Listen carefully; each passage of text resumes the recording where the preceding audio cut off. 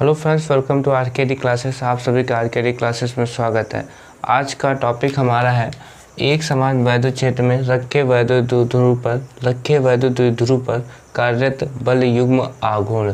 ठीक है, चलिए देखते हैं क्या होता है ये सब।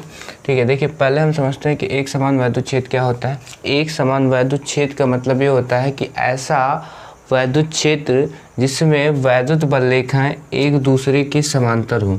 ऐसा वैद्युत क्षेत्र जिसमें वैद्युत बल रेखाएं एक दूसरे के समांतर हों तो वह एक समान वैद्युत क्षेत्र कहलाता है। ठीक है, क्या कहलाता है? ऐसा वैद्युत क्षेत्र जिसमें वैद्युत बल रेखाएं एक दूसरे के समांतर हों तो एक समान वैद्युत क्षेत्र कहलाता है। और इनके बीच की जो डिस्टेंस होती है वो इक्वल होती है। इनके बीच की जो दूरी होती है वो इक्वल होनी चाहिए, तभी वो एक समान वैद्युत क्षेत्र होगा। अब देखिए आगे बढ़ते हैं, इस टॉपिक को समझते पहले पूरे जो टॉपिक है उसको समझते हैं कि वास्तव में पढ़ने क्या वाले हैं। अगर हम ये समझ गए क्या पढ़ने वाले हैं तो आप बहुत अच्छी तरीके से समझ जाएंगे कि वास्तव में होगा क्या इसमें आगे। ठीक है, तो देखते हैं एक समान वैद्युत क्षेत्र। ये समझ गए कि एक समान वैद्युत क्षेत्र क्या होता है। अब इस पर हम रखेंगे वैद्युत द्विध्रुव। एक वैद्युत द्विध्रुव लेकर आएंगे तो वैद्युत द्विध्रुव लेके आएंगे तो वैद्युत द्विध्रुव पर कार्यरत हमको बल युग्म आघूर्ण निकालना है। ठीक है, अब देखो वैद्युत द्विध्रुव समझ गए होंगे। ठीक है, बल युग्म आघूर्ण समझ में आ रहा होगा कि वास्तव में बल युग्म आघूर्ण क्या होता है। देखिए क्या होता है कि मान लीजिए कि कोई आवेश है Q। ठीक, अब इस आवेश के कारण वैद्युत क्षेत्र उत्पन्न होगा। कोई भी आवेश होगा, उस आवेश के चारों ओर वैद्युत क्षेत्र होता है उसका। ठीक, जहाँ तक उसके प्रभाव का अनुभव किया जा सके, जहाँ तक हम उसकी ताकत को अनुभव कर सकें, जहाँ तक उसकी ताकत का हम क्या कर सकें अनुभव, वह उसका वैद्युत क्षेत्र कहलाता है। अब मान लीजिए कि ये वैद्युत द्विध्रुव है। ठीक है, इसको हम पॉजिटिव आवेश थोड़ी देर के लिए मान रहे हैं। ठीक है, आपको समझाने के लिए थोड़ी सी बात को। ठीक है, तो देखिए मान लीजिए कि एक वैद्युत द्विध्रुव है ये। ठीक, और यहाँ पे निगेटिव आवेश है, यहाँ पे पॉजिटिव आवेश है। ठीक है, दो आवेश हैं, एक माइनस का आवेश है, यहाँ पर प्लस का आवेश है। ठीक है, तो वास्तव में वैद्युत द्विध्रुव जो होता है वो निगेटिव आवेश तथा पॉजिटिव आवेशों से मिलकर बनता है। ठीक है, और इनका परिमाण और प्रकृति, ठीक, परिमाण बराबर होना चाहिए और प्रकृति विपरीत होनी चाहिए। एक निगेटिव होना चाहिए, पॉजिटिव, तो उस तरीके वैद्युत द्विध्रुव का निर्माण होता है, उसे हम वैद्युत द्विध्रुव कहते हैं। तो आप ये भी समझ गए कि यहाँ पे वैद्युत द्विध्रुव क्या होता है। ठीक है, तो देखिए ये निगेटिव आवेश को जब हम यहाँ पे लेकर आने की कोशिश करेंगे तो ये पॉजिटिव वाला उसको आकर्षित कर लेगा। इनको तो ये अपने वैद्युत क्षेत्र में आने देगा, लेकिन वो जो पॉजिटिव Q आवेश है, ठीक है, वो इस के कारण प्रतिकर्षित हो जाएगा। क्यों? क्योंकि ये समान प्रकृति के हैं। ठीक है, ये समान प्रकृति होने के कारण ये इनको प्रतिकर्षित कर देगा और ये पॉजिटिव वाला निगेटिव वाले को आकर्षित कर लेगा। तो देखिए यहाँ पे क्या हो रहा है वास्तव में कि दो आवेश हैं। ठीक है, एक पॉजिटिव Q आवेश है, ठीक है, जिसके कारण ये वैद्युत क्षेत्र है, और दूसरे ये वैद्युत द्विध्रुव के दो आवेश हैं। अब ये पॉजिटिव आवेश जब ये वैद्युत द्विध्रुव अंदर की ओर आएगा, अंदर की ओर लाएंगे तो ये प्लस वाला इसको आकर्षित कर लेगा, लेकिन ये प्लस वाला इस प्लस वाले को प्रतिकर्षित करेगा। तो यहाँ पे देखिए दो बल काम कर रहे हैं, एक तो इसके ऊपर, एक इसके ऊपर। तो समझ गए होंगे। ठीक है, तो यहाँ भी ये देखिए वैद्युत क्षेत्र ही तो था, ये जो हमने बनाया है ये वैद्युत क्षेत्र ही तो है। ठीक है, तो अब इस वैद्युत क्षेत्र में जब हम कोई वैद्युत द्विध्रुव रखेंगे, मान लीजिए हमने एक वैद्युत द्विध्रुव रख दिया, ठीक, जिसका पॉजिटिव सिरा ऊपर की ओर है, जिसका पॉजिटिव सिरा क्या है, ऊपर की तरफ है। ठीक है, मान लीजिए ये प्लस Q आवेश है हमारा, ठीक, और ये हमारा माइनस Q आवेश है। ठीक, सॉरी कहाँ है, यहाँ माइनस Q आवेश है। ठीक है, तो अब ये एक समान वैद्युत क्षेत्र था। तो एक समान वैद्युत क्षेत्र जो होगा, जो वैद्युत क्षेत्र होगा वो किसी आवेश के कारण ही तो उत्पन्न होगा। और जब ये किसी आवेश के कारण ही उत्पन्न है तो इन आवेशों पर बल लगेगा। अब ये भी जान लीजिए कोई भी आवेश हो, अगर वो वैद्युत क्षेत्र में रखा है तो उस पर बल कार्य करेगा, तो इन आवेशों पर भी तो बल कार्य कर रहा होगा।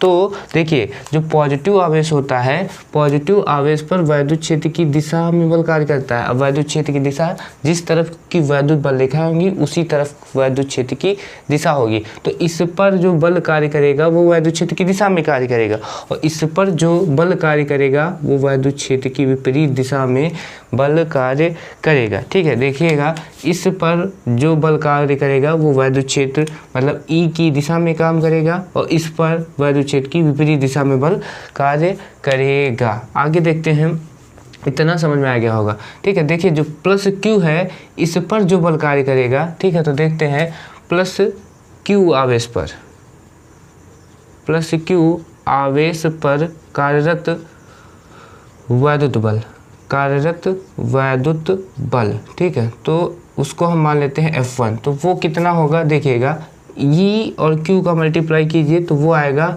QE, समझे कितना होगा वो QE। आप पढ़े होंगे E बराबर QE E बराबर F/Q0, समझे, ये पढ़े थे हम लोग वैद्युत क्षेत्र की तीव्रता में। अब देखिए ये Q0 इधर भेज दीजिए तो F बराबर कितना हो गया, E Q0 हुआ कि नहीं, तो वही यहाँ पे F1 बराबर QE करके। ठीक है, क्योंकि यहाँ आवेश Q है, वहाँ Q0 आवेश था, मतलब धन परीक्षण आवेश था इसलिए। ठीक है, प्लस Q आवेश पर कार्यरत वैद्युत बल F1 बराबर QE। अब देखिए दूसरा देखते हैं इस पे, ठीक, और इसकी दिशा आप बता सकते हैं F1 पे कितनी दिशा है, तो वो है वैद्युत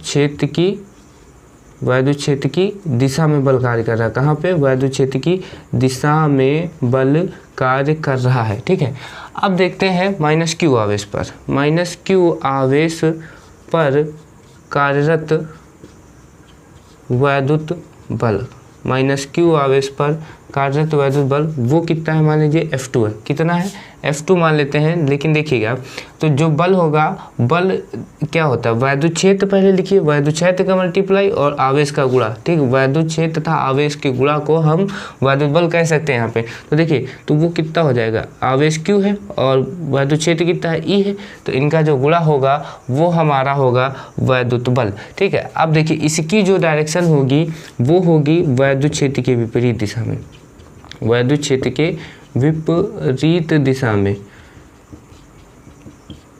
दिशा में। ठीक है, वैद्युत क्षेत्र के विपरीत दिशा में होगा। देखिए यहाँ पे QE लिखा, यहाँ पे भी QE लिखा, तो ये परिमाण में बराबर आ रहे हैं। अब देखिए यहाँ पॉजिटिव यहाँ निगेटिव, मतलब ये यहाँ का आवेश जो था वो प्लस का था, यहाँ का जो था माइनस का था।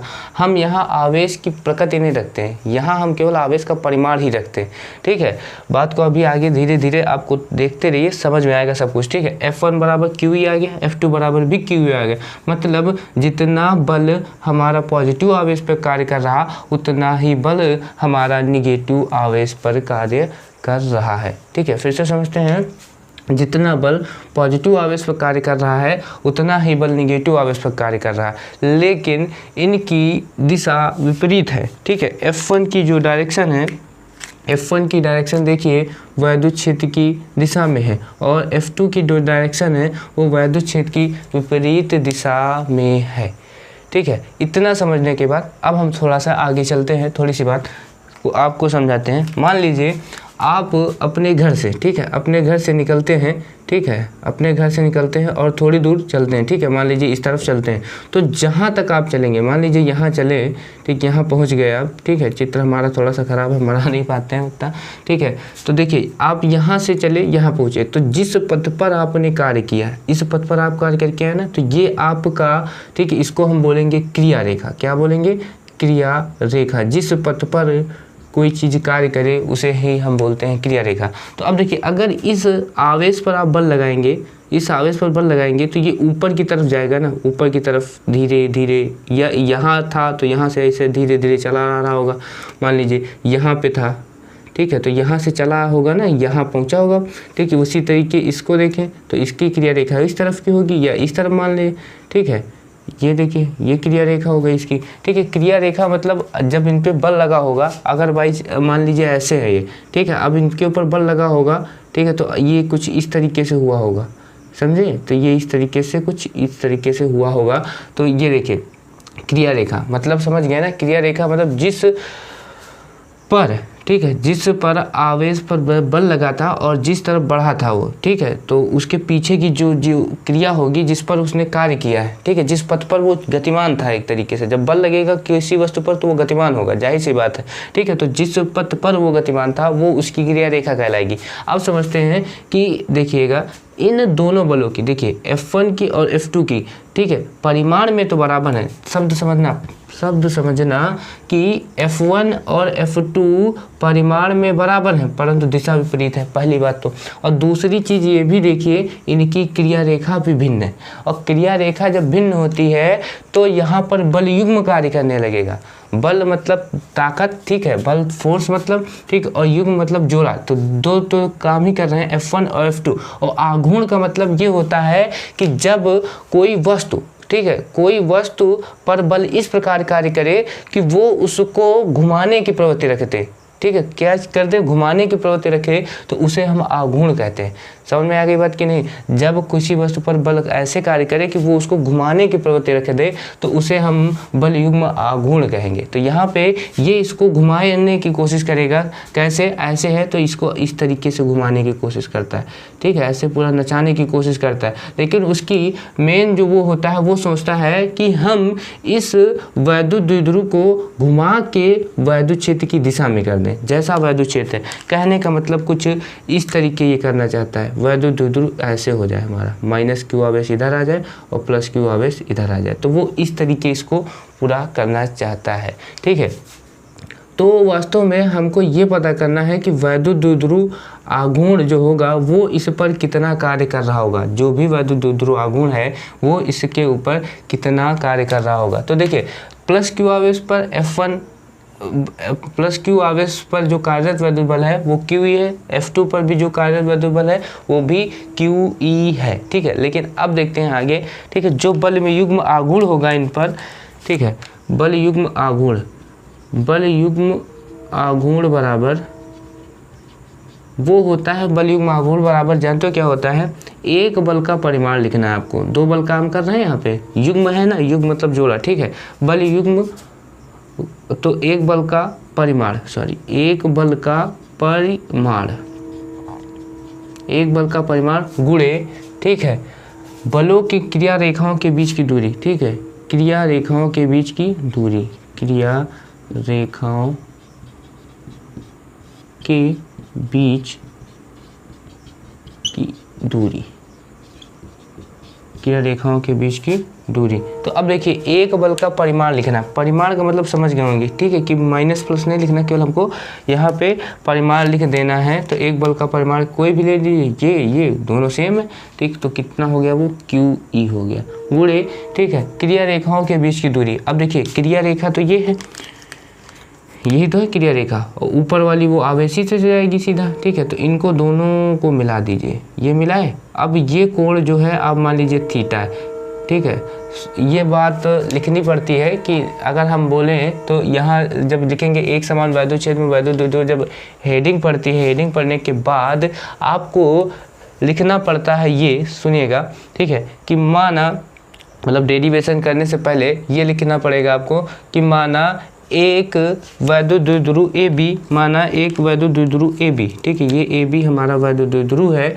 जो कि +q और -q आवेशों से मिलकर बना है, जो कि -q तथा +q आवेशों से मिलकर बना है। -q ये हो गया और वो ऊपर वाला +q आवेश हो गया, और जिनके बीच की दूरी 2L है, कितनी है, जिनके बीच की दूरी 2L है, और ये वैद्युत क्षेत्र में थीटा कोण बनाते हुए रखा है, ठीक है, वैद्युत क्षेत्र में कितने डिग्री पे लेके गए हम इसको, थीटा कोण पर रखे गए, क्योंकि थीटा का मान परिवर्तित होने पर, ये थीटा का वैल्यू जब बदलेंगे तो बदलने पर हमारा वैद्युत जो बल युग्म आघूर्ण है, ठीक है, इसका भी मान परिवर्तित तो होगा, ठीक है। तो देखिए एक बल का परिमाण कितना आ गया, QE आ गया, और क्रिया रेखाओं के बीच की दूरी अगर निकालनी होगी तो ये हमारा थीटा था। यहाँ से आप देखिए कौन सा त्रिभुज, ये A मान लीजिए, ये B मान लीजिए, पॉइंट C मान लीजिए, तो त्रिभुज ABC देखते हैं, त्रिभुज ABC में देखना, ठीक है, त्रिभुज ABC से यहाँ आप लगाइए साइन थीटा, तो साइन थीटा बराबर होता है, ठीक है,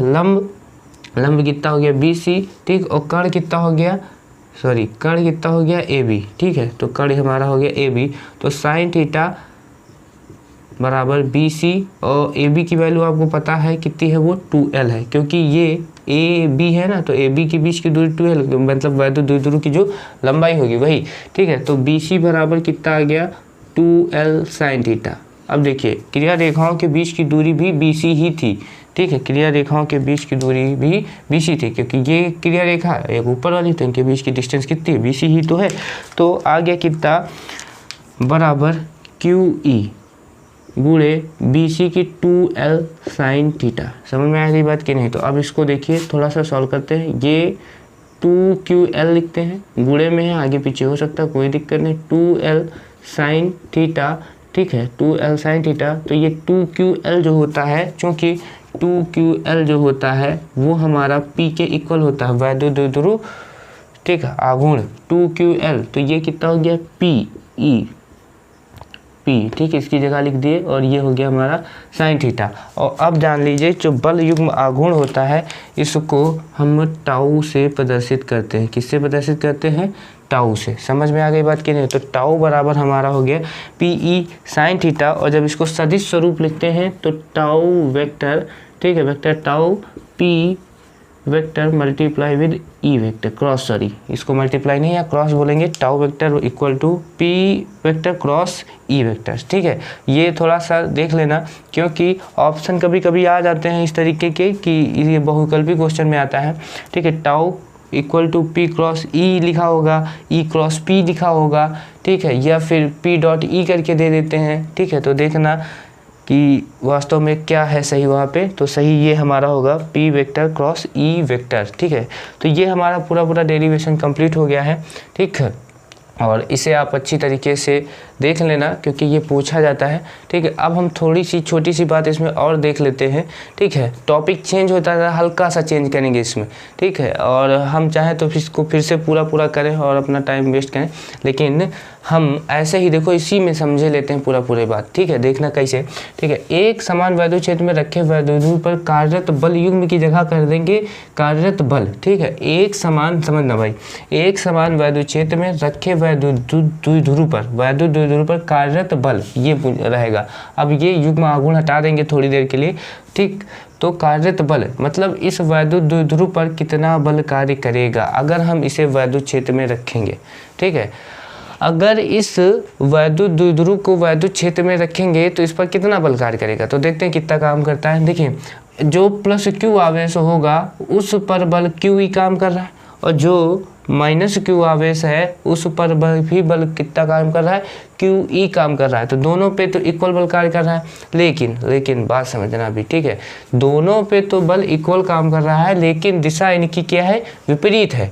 दिशा इनकी क्या है, विपरीत है, और जब दिशा इनकी विपरीत होगी तो ये एक दूसरे को निरस्त कर देंगे। तो निरस्त करने पर कहने का मतलब है कि अगर बोले, इसको देख लीजिए, अगर आप स्क्रीनशॉट लेना चाहते ले लीजिए, ठीक है। हम थोड़ा सा बिटा रहे हैं थोड़ी सी बात समझाने के लिए, ठीक, क्योंकि यहाँ से आप चाहें तो बल युग्म आघूर्ण हटा दीजिए यहाँ से। तो अब आप समझ लीजिए तो दूसरा डेरिवेशन स्टार्ट हो गया यहाँ से, ठीक है। आप समझे तो यहाँ से दूसरा डेरिवेशन आप मान सकते हैं स्टार्ट हो गया, ठीक है। क्योंकि छोटा सा था, बता देते हैं ताकि आपको समझ में आ जाए ये भी, ठीक।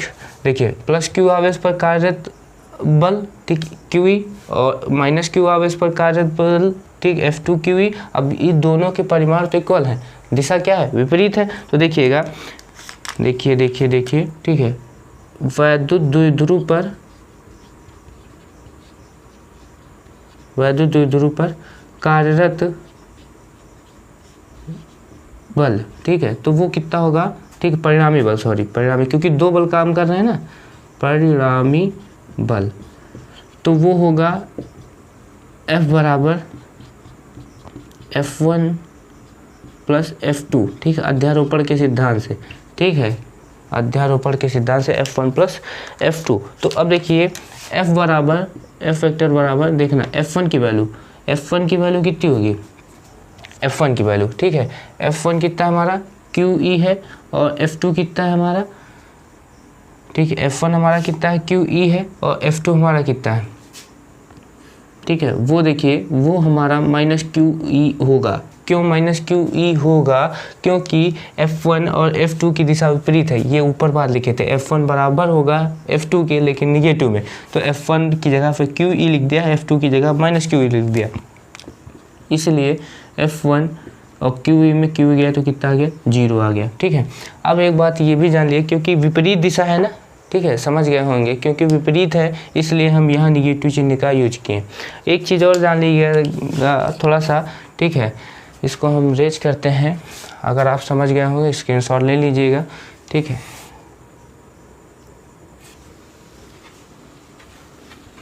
छोटी सी बात है वो भी समझ लेते हैं। ठीक है, अभी हम लोगों ने पढ़ा था टाउ बराबर पी ई साइन थीटा, तो कभी कभी आ जाता है कि टाउ मैक्स कब होगा, मैक्सिमम कब होगा, और टाउ मिनिमम कब होगा। तो मिनिमम कब होगा और मैक्सिमम कब होगा? तो देखना, जब हमारा वैद्युत द्विध्रुव, देखना, जब हमारा वैद्युत द्विध्रुव वैद्युत क्षेत्र के समांतर हो, वैद्युत द्विध्रुव हमारा वैद्युत क्षेत्र के क्या हो? समांतर हो। ठीक है, वैद्युत द्विध्रुव हमारा वैद्युत क्षेत्र के समांतर होगा, तो उस समय थीटा हमारा 0 होगा, क्योंकि ये वैद्युत क्षेत्र के साथ कोई भी एंगल नहीं बना रहा है इस समय। देखिए ऐसे होगा तो वैद्युत क्षेत्र के साथ कोई एंगल नहीं बनाएगा, ऐसे होता तो ये कुछ एंगल बन रहा था। ठीक है, इससे सीधा होता, ऐसे होता तब एंगल बन रहा था, लेकिन जब इस तरीके होगा तो ये कोई भी एंगल क्रिएट नहीं कर रहा है इस समय। ठीक है, वैद्युत क्षेत्र के साथ, तो जब कोई एंगल ना हो तो उसे हम कितना मानेंगे? 0 डिग्री। तो टाउ बराबर कितना होगा? पी ई साइन थीटा की वैल्यू कितनी आ गई? 0। तो टाउ कितना हो गया? 0, और ये टाउ मिनिमम होता है। और टाउ मिनिमम 2 टाइम होता है, एक बार तो देखो माइनस क्यू इधर है प्लस क्यू इधर है। ठीक है, और एक टाइम क्या होता है कि ये प्लस क्यू माइनस क्यू इधर है, सॉरी माइनस क्यू इधर आ जाएगा और प्लस क्यू इधर आ जाएगा, तो उस समय जो एंगल होता है वो थीटा बराबर 180 डिग्री होता है। कितना होता है? 180 डिग्री होता है।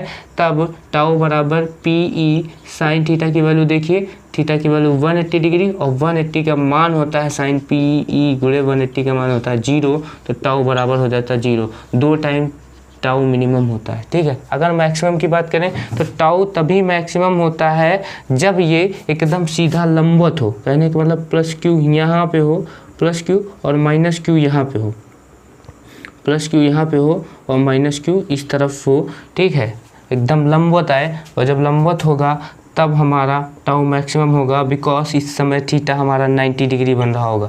ठीक है, थीटा कितना बन रहा होगा? 90 डिग्री बन रहा होगा, तो इस समय कितना होगा? थीटा बराबर 90 डिग्री, तो टाउ मैक्स होगा, मैक्स मतलब फिर पी ई साइन 90 डिग्री। ठीक है, तो पी ई साइन 90 की वैल्यू कितनी हो गई? 1। ठीक, साइन 90 की वैल्यू कितनी हो गई? 1, तो पी ई आएगा उस समय, टाउ इस समय मैक्सिमम होगा हमारा, टाउ क्या होगा हमारा? मैक्सिमम होगा। ठीक है, आप देख लीजिए पूरा आपको समझ में आ रहा होगा। पूछा जा सकता है कि टाउ मिनिमम किस डिग्री पर होगा या टाउ हमारा मैक्सिमम किस डिग्री पे होगा। तो टाउ हमारा मिनिमम कब होगा? जब हमारा 0 या 180 हो। ठीक है, 0 या हमारा 180 डिग्री होगा तो टाउ हमारा मिनिमम होगा। और टाउ मैक्सिमम कब होगा? जब हमारा थीटा हमारा 90 डिग्री होगा। ठीक है, अब एक बात समझ लीजिएगा कि ये देखिए ये 0 आ गया और ये कितना आ गया? 180। जब 0 होता है, ठीक है, 0 में P और E की डायरेक्शन एक ही होती है, मतलब वैद्युत क्षेत्र की तीव्रता और वैद्युत द्विध्रुव आघूर्ण की डायरेक्शन एक ही होती है। वैद्युत द्विध्रुव आघूर्ण की डायरेक्शन क्या होती है? माइनस क्यू आवेश से प्लस क्यू आवेश, मतलब वैद्युत द्विध्रुव में माइनस क्यू आवेश से प्लस क्यू आवेश, ये माइनस क्यू आवेश है और ये प्लस क्यू आवेश है। ठीक है, तो जब 0 डिग्री होगा तो वैद्युत क्षेत्र की तीव्रता और वैद्युत द्विध्रुव एक ही डायरेक्शन में होते हैं, और जब 180 डिग्री होता है उस समय ये विपरीत होते हैं, मतलब उस समय प्लस क्यू हमारा इस तरफ आ जाता है और माइनस क्यू इस तरफ आ जाता है। ठीक है, ये होता है, छोटा सी बात होती है। ठीक है, इसलिए बता दिए। थैंक यू, अच्छे से देख लेना, समझ लेना, जो बात ना समझ में आए कमेंट कर दीजिएगा। Thank you for watching.